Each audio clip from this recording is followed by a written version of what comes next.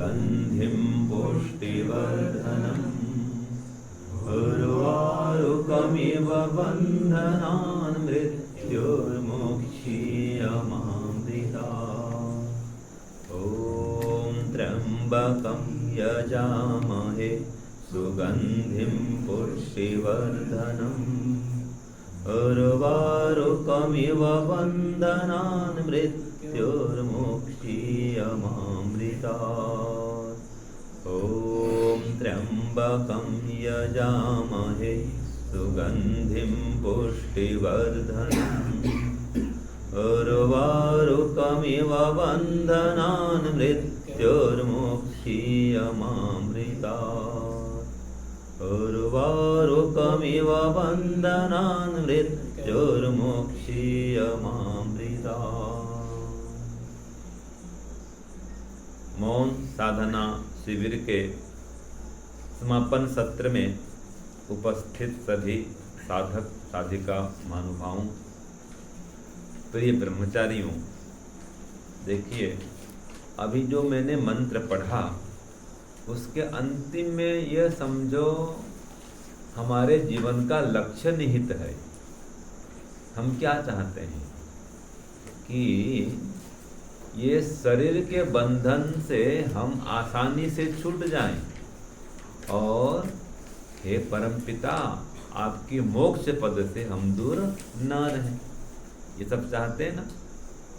जो अभी मोक्ष नहीं प्राप्त कर पाएगा वो भी इतना तो चाहता है कि मृत्यु के बंधन से आसानी से छूट जाए, शरीर बिना रोगी हुए।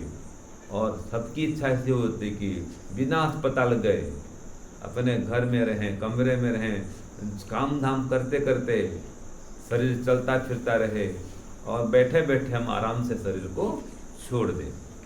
परमात्मा का नाम स्मरण करते करते, ध्यान में बैठे बैठे मेरे मन में यही आता है कि बस ध्यान करते करते शरीर छूट जाए बिना किसी कष्ट के। तो इसके लिए देखो अभ्यास करना पड़ेगा कि मरण काल में भी परमात्मा का ध्यान होता रहे। जो व्यक्ति जीवन काल में कभी ध्यान नहीं किया वो मरण काल में कैसे कर पाएगा। जीवन काल में भी दो संधि वेला हम देखते हैं। एक जब जन्म हुआ, जन्म वो संसार छूट गया, नया संसार में आए, एक संधि वेला है जन्म का, संधि वेला। और एक मरण का है, ये भी संधि वेला है। ये शरीर छूटेगा, नए शरीर में जाएंगे। तो सुबह शाम की संधि वेला में जो मौन शांत ध्यानस्थ होकर परमात्मा का स्मरण किया होता है वही व्यक्ति अंतिम संधि वेला में परमात्मा का स्मरण कर सकता है। स्वामी जी लिखते हैं, स्वामी दयानंद, कि मरण काल में क्या जप करना चाहिए, कौन से नाम का जप करना चाहिए, किसका स्मरण करना चाहिए। तो क्या लिखते हैं, ओम का जप करना चाहिए, ओम का स्मरण करना चाहिए, है ना। हाँ, ओम के तो स्मरण कहा है। तो जो जीवन भर स्मरण किया है वही अंतिम में ओम का स्मरण कर सकता है।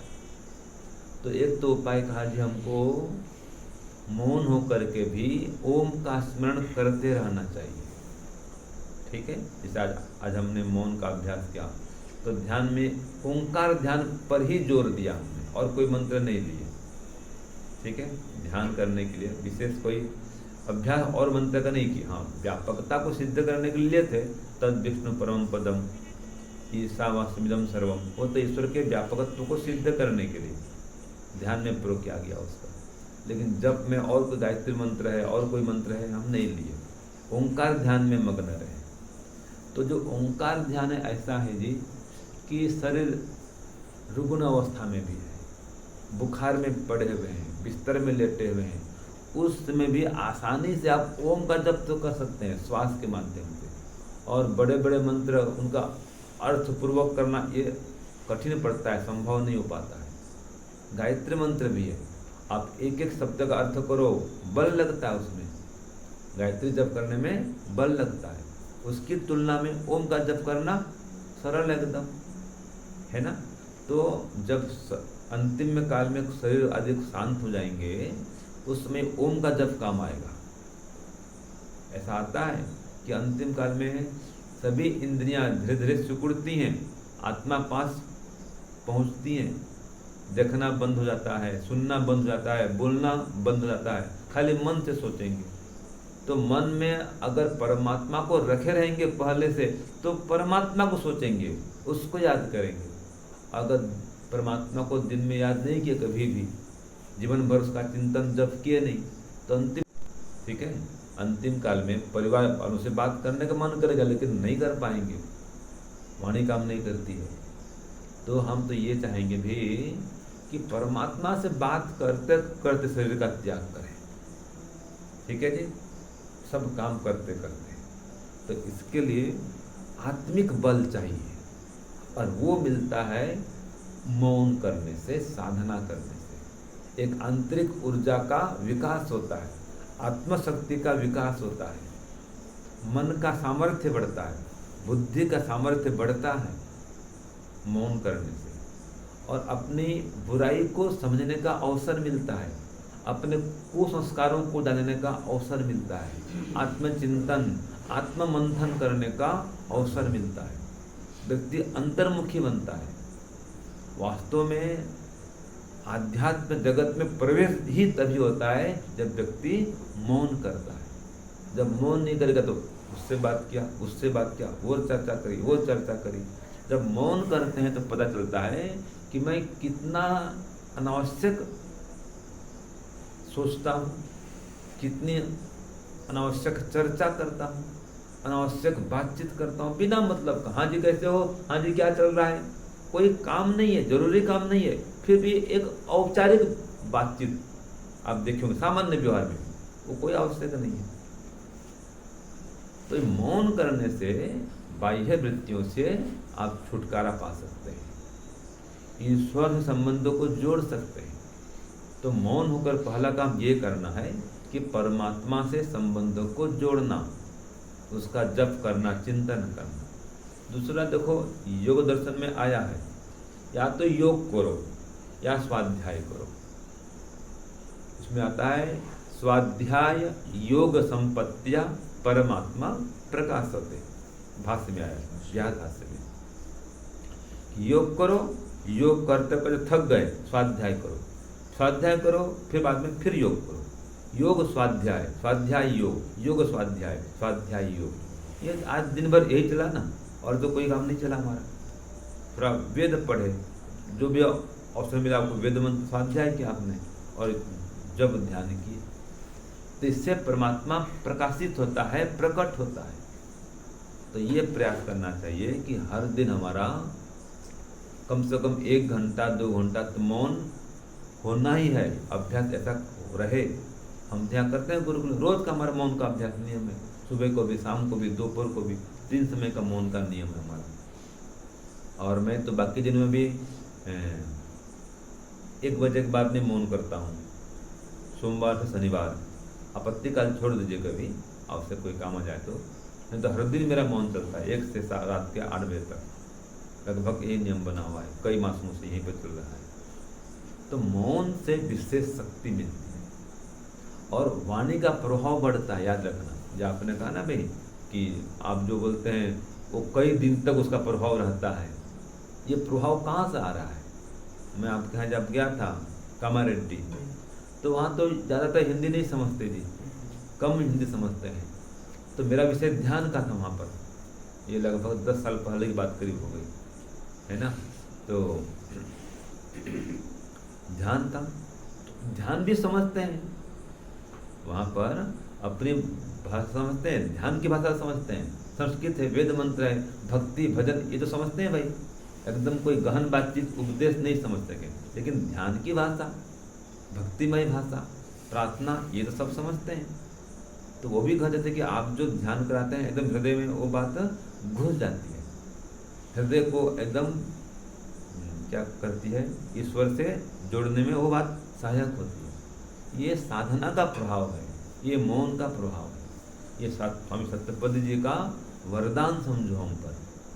और किसी गुरुकुल में ऐसा मौन का नियम नहीं है, केवल और केवल दर्शन युक्त महाविद्यालय अथवा उनकी संस्थाओं में है। जो उनके शिष्य हैं वो चलाते हैं, वहाँ पर मौन का नियम है। तो स्वामी सत्यपति जी की ये परंपरा है, मौन करो। नहीं तो पहले और भी गुरुकुल बहुत से थे, लेकिन वहाँ पर मौन का किसी को अभ्यास था नहीं किसी गुरुकुल में। यहाँ पर शुरू हुआ जब दर्शन योग महाविद्यालय का शुभारंभ हुआ। तो मौन जो है वास्तव में आंतरिक ऊर्जा को बढ़ाने का, आत्मशक्ति को बढ़ाने का और बाह्य वृत्तियों को घटाने का बहुत बड़ा माध्यम है। सांसारिक राग और द्वेष को मिटाने का बहुत बड़ा उपाय है। क्रोध को, बाह्य चर्चा को, अनावश्यक बातचीत को समाप्त करने का बहुत बड़ा माध्यम है। आप पढ़े हैं सांख्य दर्शन में कि असाधनानुचिंतनम बंधाय भरतवत्। जब व्यक्ति मौन नहीं करता है तो जो हमारे साधन नहीं है उनका भी संग्रह करते रहता है, उनका विचार करते रहता है। जो हमारे लिए हानिकारक हैं, हानिकारक विचार ज़्यादा करता है व्यक्ति सामान्य स्थिति में, हानिकारक बातचीत ज़्यादा करता है। ईश्वर से बातचीत कब करता है? नहीं के बराबर। ठीक है, तो मौन करने से ईश्वर से बातचीत आप कर सकते हैं। मौन करने से ये बाह्य विचारों को रोक सकते हैं। जो षड संपत्ति है इस पर विचार कर सकते हैं। श्रम, दम, तितिक्षा, उपरति, श्रद्धा, समाधान। ये आज का जो एक दिन बीता वो पूरा दिन भर तप की भट्टी में आप जले हैं। मानसिक तो तप हुआ, वाचनिक तप हुआ और शारीरिक तप भी हुआ है। रहने को जैसे मिला रह गए, ये तप है ना भाई। मानसिक उत्साह था भी, चलो ये गौण कर दिया आपने। जब मौन होकर चिंतन करता है तो दोष समझ में आता है, पकड़ सकता है दोष को और फिर प्रयत्न करने पर दूर भी कर सकता है। प्रयत्न करे तो दोषों को जानो मौन करके और दोषों को पकड़ो और उसको दूर करो। ये मौन करने का लाभ है। दूसरा, ईश्वर से प्रेम बढ़ाने का, ईश्वर से निकट संबंध स्थापित करने का मौन जो है बहुत बड़ा अवसर दिलाता है या साधन है। बिना मौन के देखिए समाधि तो असंभव है। कोई कहे मैं समाधि लगा दूंगा और मौन नहीं करे, संभव ही नहीं है। क्यों? बिना मौन के आंतरिक वृत्ति बनती नहीं है, संसार से संबंध टूटता नहीं है। मौन से क्या होता है? हम जब सज्जा करते हैं, हमको पढ़ाया गया था ईश्वर से संबंध को जोड़ना और संसार से संबंध को तोड़ना, ये दो काम करने होते हैं ध्यान काल में। फिर स्व स्वामी संबंध को हटाना और अपने समस्त पदार्थों का स्वामी ईश्वर को स्वीकार करना। जब बोलते हैं ध्यान काल में कि ईश्वर हमको देख रहे हैं, सुन रहे हैं, जान रहे हैं, ये भावना बनाओ, भावना बनाओ। तो ये भावना बिना मौन के नहीं होती है। ये शाब्दिक बात है केवल। मैं कह रहा हूँ ना जी, ईश्वर मुझको देख रहे हैं, सुन रहे हैं, जान रहे हैं, ये खाली बोलने की बात होती है। बिना मौन करके इसको आप क्रिया रूप में नहीं ला सकते कि हे ईश्वर आप मुझको देख रहे हैं। ऐसा लगना चाहिए देख रहे हैं। एक बोलना अलग है, एक लगना अलग है। अंदर से लगना चाहिए कि हाँ, कि हे ईश्वर आप मुझको देख रहे हैं, आप मुझको सुन रहे हैं। मान जैसे आप सुन रहे हैं, ऐसे लगना चाहिए ईश्वर साक्षात सुन रहे हैं, मुझको जान रहे हैं। तो एक वाचनिक विषय है और एक आंतरिक विषय है। तो अंदर से लगना चाहिए, आत्मिक विषय है ये समाधि की अवस्था में ये होता है कि अंदर से अनुभूति होती है, ईश्वर सामने हैं, मुझको देख रहे हैं, सुन रहे हैं, जान रहे हैं। ये शब्द ज्ञान वहाँ तत्व ज्ञान में बदल जाता है। विषय वही, शब्द वही रहेगा, लेकिन उसमें सीधा आंतरिक संबंध जुड़ेगा, प्रत्यक्ष संबंध बनेगा ईश्वर से। वो समाधि की अवस्था है। तो उसके लिए मौन अत्यंत अनिवार्य है। बिना मौन के समाधि असंभव है, बिना मौन के आध्यात्मिक उन्नति असंभव है। तो इसलिए आप यहाँ से जाकर के प्रयास करें कि महीने में एक बार घर में भी मौन करें, दिन भर मौन। कहीं बाहर नहीं जाना है, घर से बाहर निकलना नहीं है। कोई व्यापार, व्यवसाय, दुकान, खरीदारी, बिक्री, कुछ नहीं। घर वालों से कोई संबंध नहीं। मैं दिन भर मौन करूँगा, स्वाध्याय करूँगा, जप ध्यान करूँगा, दो ही काम करना होता है मौन में। जप ध्यान करो या स्वाध्याय करो। थक गए तो भ्रमण करो, भ्रमण करते करते जप करो। और एकदम नहीं रह पा रहे हो तो कुछ सेवा काम भले कर दो, ये भी मौन होकर सेवा काम कुछ कर दो, झाड़ू कर दो, पोछा कर दो और कोई काम कर दो, ये भी कर सकते हैं। अगर सीधा नहीं बैठ पा रहे हैं मौन होकर दिन भर, तो फिर कुछ सेवा काम कर दो, परोपकार कर दो, वो चलेगा। ये मौन का नियम है। सबसे प्रथम नियम है दिन भर मौन के जप करो, ध्यान करो, कुछ स्वाध्याय करो। बिना स्वाध्याय के भी अगर रह जाते हैं और अच्छा है। दिन भर में तो पहले जब मौन करता था, स्वाध्याय भी नहीं करता था, मैंने पुस्तक पढ़ना नहीं, सब कुछ बंद। मौन माने पूरा मौन। अभी वेद भी पढ़ के समझ में आ गया, वेद पढ़ना भी स्वाध्याय ही है और ईश्वर की उपासना वेद पढ़ना भी सीधा समझ जोड़ता है ईश्वर से। पहले इतना पता नहीं था, अब तो खुद वाणी ईश्वर की वेद, उसको पढ़ो तो ईश्वर से वार्ता ऐसी हो रही है, उसकी बात को सुन रहे हैं, उससे बातचीत कर रहे हैं। तो स्वाध्याय भी करें और जप भी करें, ध्यान भी बढ़ाएं, ये मौन काल में करना होता है। तो इस प्रकार से अभ्यास घर में भी करते रहें और आगामी फिर कोई शिविर हो, मौन शिविर में फिर आए। और अगला शिविर हमारा होगा यहाँ पर क्रियात्मक योग प्रशिक्षण शिविर 4 नवंबर से 5 नवंबर 9 है, हाँ 4 नवंबर से 9 नवंबर, ठीक है। इसी दर्शनिक महाविद्यालय सुंदरपुर कुटिया में ये फिर से शिविर होगा। वो क्रियात्मक योग ध्यान, उसमें प्रवचन भी चलेंगे, सुबह शाम ध्यान भी होगा, मौन भी चलेगा और अनेक आचार्यगण आएंगे, सबसे लाभ मिलेगा। तो 4 नवंबर से 9 नवंबर अगला शिविर फिर है, फिर आइए। फिर वहाँ तो आप खुद तो मौन कर सकते हैं, दिन भर मौन करो, मना नहीं, पाठ में आ जाओ, अपना खुद मौन करो। तो इस प्रकार से आपको फिर से अवसर मिलेगा नवंबर मास में। तो यह मौन का संकल्प करिए, व्रत लीजिए कि मैं दिन में कम से कम 1 घंटा सुबह, 1 घंटा शाम मौन जरूर करूँगा। तो ये आपका क्रम बना रहेगा और परमात्मा से विशेष ज्ञान, विद्या, बल को आप प्राप्त कर पाएंगे। तो आप सबके आध्यात्मिक उन्नति की कामना करता हुआ, उत्तम स्वास्थ्य और दीर्घ आयु की कामना करता हुआ वाणी को विराम। ओम शांति, ओम शम। सबको सादर नमस्कार।